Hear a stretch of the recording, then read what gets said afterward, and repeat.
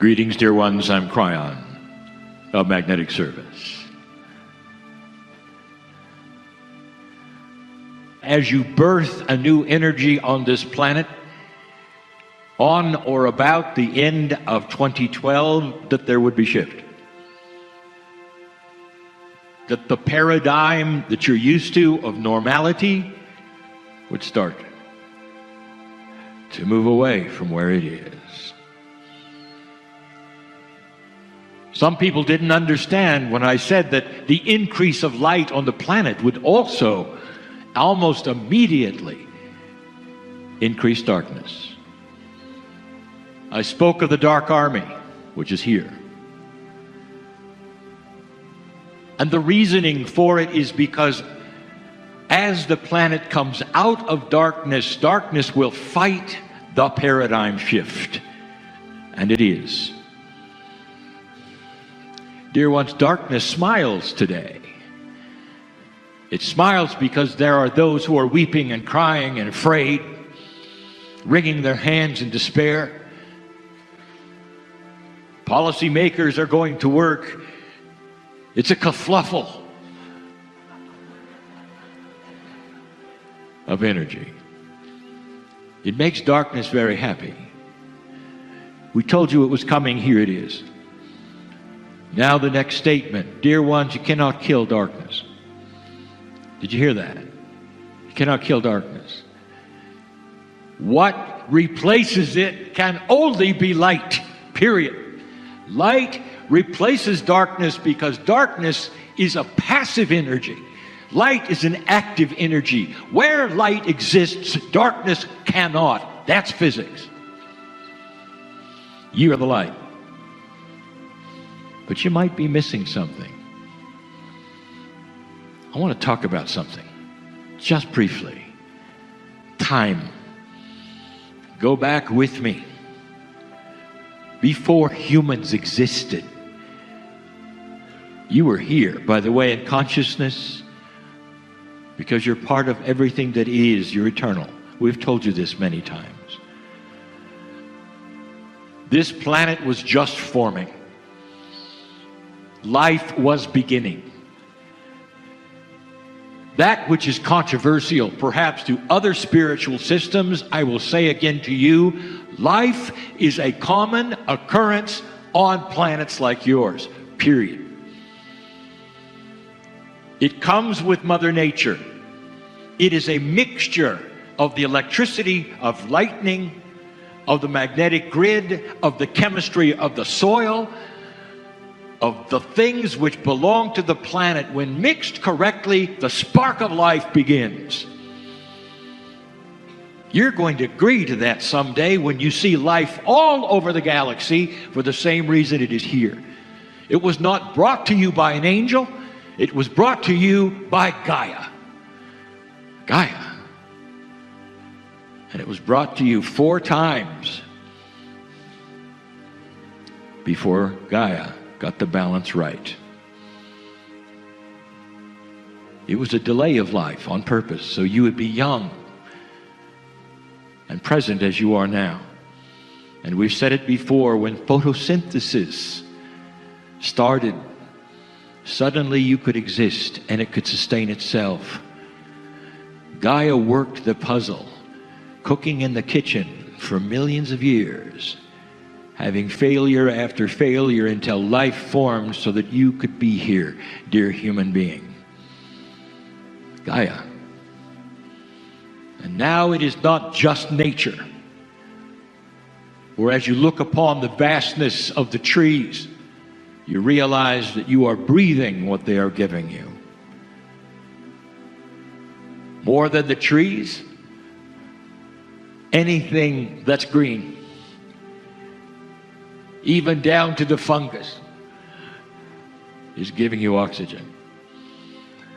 This is the life force of your partnership with the planet. It's outside for you to look at.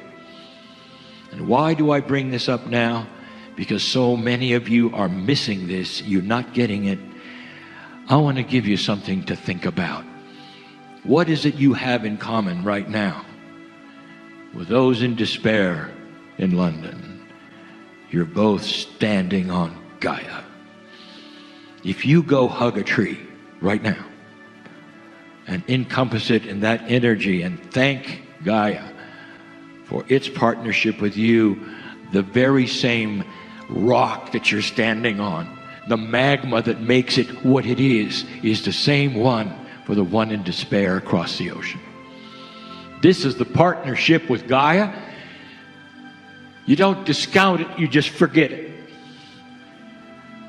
I asked my partner to put this conference here on this hot spot, this bubble, this Gaia intensive place, so that you could feel the power of Mother Earth and claim it as a mother, as a partner, as one who nourishes you, gives you oxygen, and knows who you are. Have you gone outside lately? Have you looked at it? Have you embraced it? Have you thanked it? It's not an it, it's a who. It is sentient, it is intelligent, it has a personality, it is Mother Earth, it is Gaia, it is your partner, it is forever. Dear ones, this is part of the field. This is part of the field. Take advantage of it now, because this interconnection that you have right now with the planet is going to be part of the secret of creating more light. Did you think about that? Everything is connected to Gaia, and it's ready for you to pour light right into it. That's why you're here in this, the Yellowstone. Now you know. It comes full circle, does it not? The reasons are clear. Perhaps there was a potential all along, because it was in the field, that the things that occurred across the ocean would occur today, yesterday, the day before, and you would be here as a group to offset it, to help those by sending light. The best way to send it is right through the ground, because they're standing on the same ground you are. It's not mysterious, dear ones. It's a channel that is from you to them, and it's right here. Many of you have received this message in compassion and love and the things that have happened, and realize that it's gonna make a difference. And it is making a difference to many right now. And so it is. Greetings, dear ones. I'm Kryon of Magnetic Service. The energy of Stargate reigns here. It is more than sacred geometry. And let me tell you what it's telling you right now. We speak of star seeds. You might say Stargate is a seed, and it is growing in itself. And the growth of the Stargate is in the realization of the oneness that it has been broadcasting since it was created. I want you to know, dear ones, as a planet, where you are. The seeds were planted, and we spoke of that. The timing of the planting, not that long ago, dear ones. Some say, when you look at science, there is evidence that humans started having 23 chromosomes approximately 200,000 years ago. If indeed that was the date of the beginning of the planting, the actual fruition of that didn't happen till approximately 60 or 50,000 years ago, when humanity was ready and the seeds had been planted. Again, imagine a farmer who is planting a forest. And he does it very carefully, and he blesses every single seed. And his forest has tens of thousands of seeds, and he has to furrow it and get it ready and prepare it, and it's going to take a long time. The seeds are finally there, and humanity begins. In the beginning of almost every creation story, especially the one that so many have been told about the angel who came in the Garden of Eden, one of the primary directives is free choice. That humans finally received their soul and could see the darkness and the light, the duality that is spoken of. And there was free choice then for humans to do whatever they wanted, knowing that there was both sides. We've spoken of this before. They were babes in the woods, very, very new at all of this. And immediately they made a poor choice. Perhaps you've seen this even in your children growing up. You give them information, you give them wisdom, and they make a bad choice. But in the children's story that has become your scripture, you might notice that they made a poor choice according to that which you read, and God immediately judged them on their choice, even though it was free. Now, that is not what we teach. What I want to show you is this, is that in that free choice, dear ones, humanity could go either way. And for thousands of years, the seeds remained in the ground, dormant, alive and ready to be watered. They didn't die. Unlike regular farming, there was no life to them that expired over a certain amount of time, and they stayed. As consciousness started to evolve, dear ones, they started to stir. But consciousness has its own timeline based upon the free choice of humanity, and it grew and it grew, and then it started to conquer in war. Most of you understand and know that the marker was set in or about that which is the millennium change. There were those who said, you better get it right by then, because the seeds will start dying. Indigenous said that. It's in the calendars. It's in the prophecies. What happened next was amazing. Higher consciousness prevailed on this planet in certain places, and the Cold War ended. Things started happening that you would never expect to happen, and you went right past the millennium shift, right past 2012, into the area where the floodgates opened and the seeds were watered. That's what happened at 2012. You want to know what 2012 was all about? It was about watering the seeds. Those star seeds containing compassion, higher consciousness, wisdom, knowledge from the stars, all laying there, saying, you can have this if you wish to. You can save the planet if you wish to. You can save yourselves out of fear, out of anxiety, living longer. All those things are there in the ground for you. Gaia spoke of it over and over. Listen to the indigenous and what they say when Gaia speaks, this partner of yours, this symbiotic relationship you have. You always knew it. The indigenous always knew it. And suddenly the planet has started to become a discoverer of core truth. And what is that core truth? That you can live in a society with billions of people and still not war. What a concept. That you can bring a planet together with a greater purpose and higher consciousness, and when you do, you start getting higher inventions, and in that, you'll be able to feed the planet. This is the now. The forest starts to grow. The seedlings start to come up.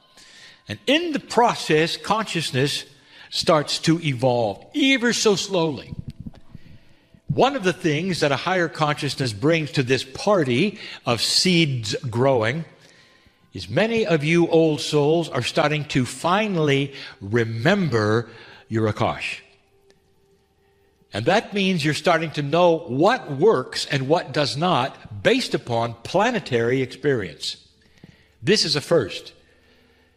And you would say, well, what do you mean it's a first? We always had that ability. Oh, no, you didn't.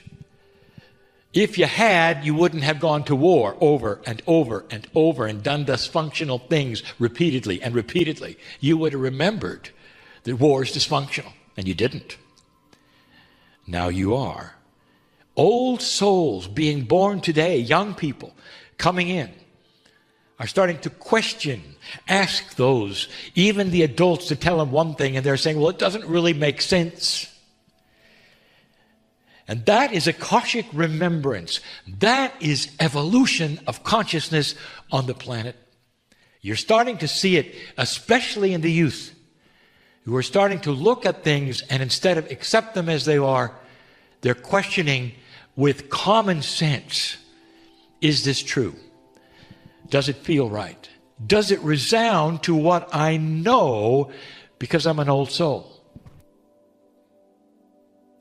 Young people and children walking around this planet don't really know their old souls, but there is an internal feeling, been here, done that guides them to places that in your generation, senior, you'd never have gone to. This is the difference between those who were and those who are and those who are coming. And it is at the right time. These forests that were planted so long ago are beginning to blossom.